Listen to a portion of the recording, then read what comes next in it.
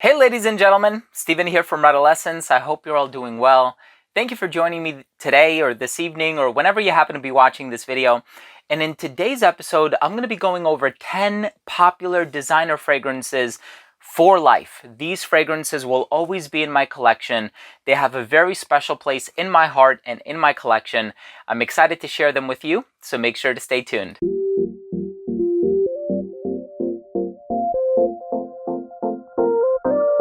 Now, before I begin this video of these 10 designer fragrances for life, 10 fragrances that will always be in my collection despite the season or occasion, these are just very sentimental to me.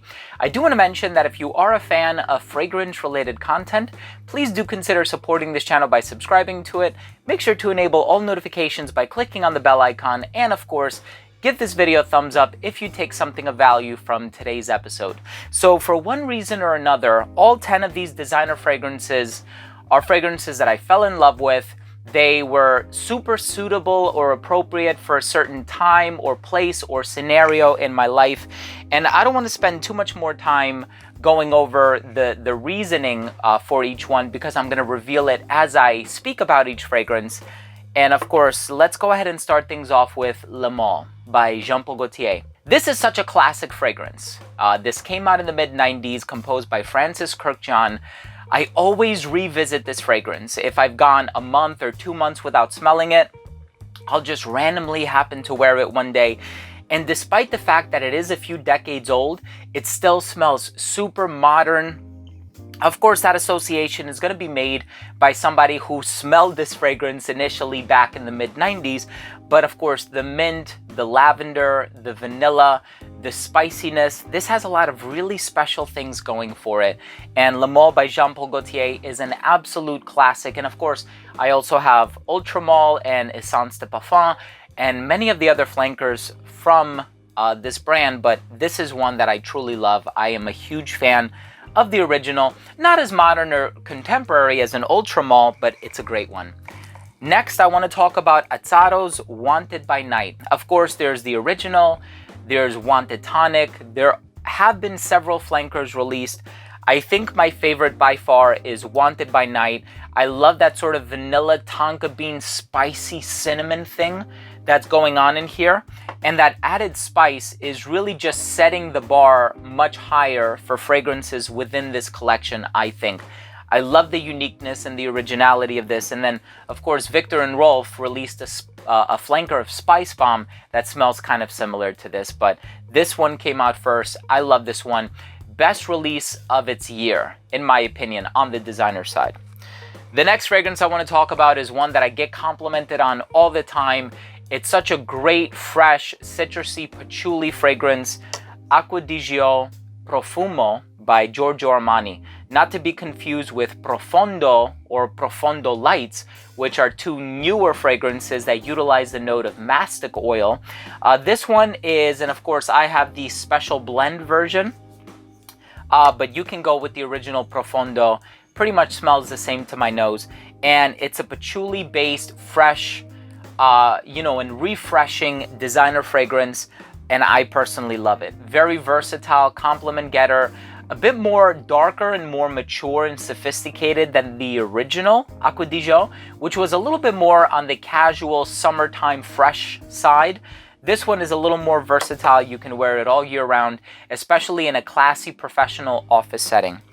The next fragrance is a little bit more on the playful side, and I love this one. This is my third bottle of it, and so I'm telling the truth about this list and the reason why these fragrances are in the list.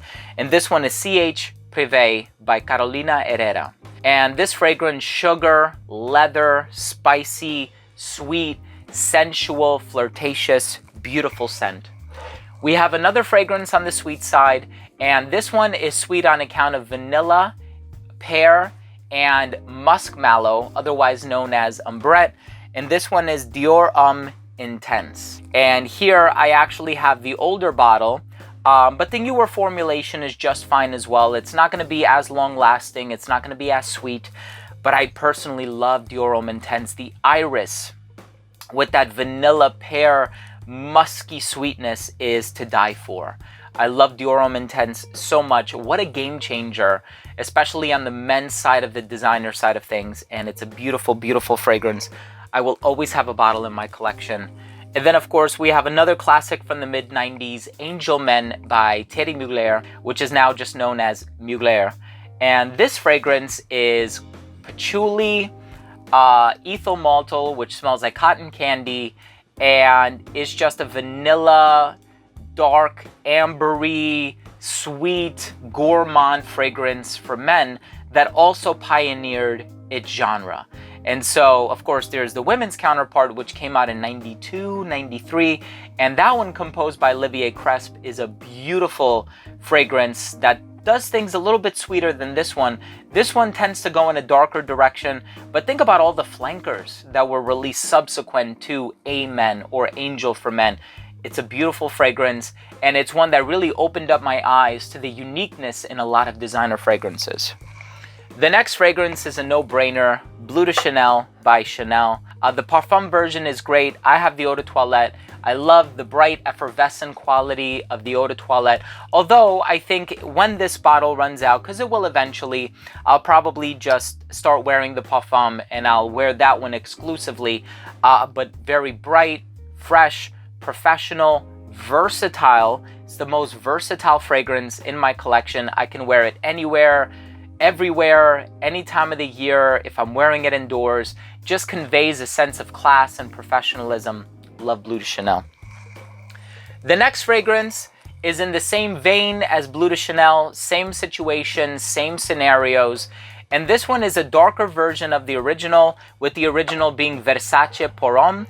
This is Versace Pour Homme Dylan Blue. So this one is a little bit darker, and this was the brand's response to Dior Sauvage. It has the bergamot, the pepper, the ambroxan, very fresh, easy to wear, professional smelling, youthful, successful smelling, and it just has that professional vibe that I keep talking about.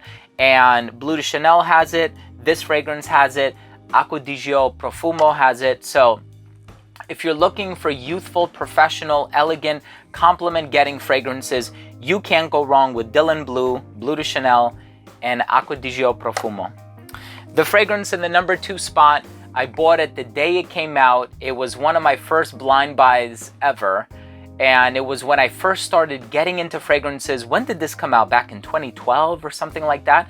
That's when I really took a nosedive into the hobby. And this one, of course, by Viktor and Rolf, is Spicebomb. I think I have every single flanker for Spicebomb, but there's just something about the original. I love the extreme version as well. Smells similar to the original, but I love the original so much. The pink pepper, the tobacco, that chili note.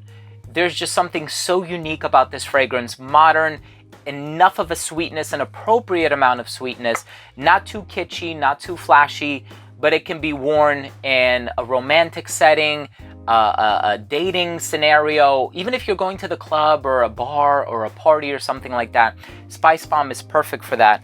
And the one fragrance that will always be in my collection, I love this fragrance so much. If you've been watching my channel, you know why I am such an admirer of this scent.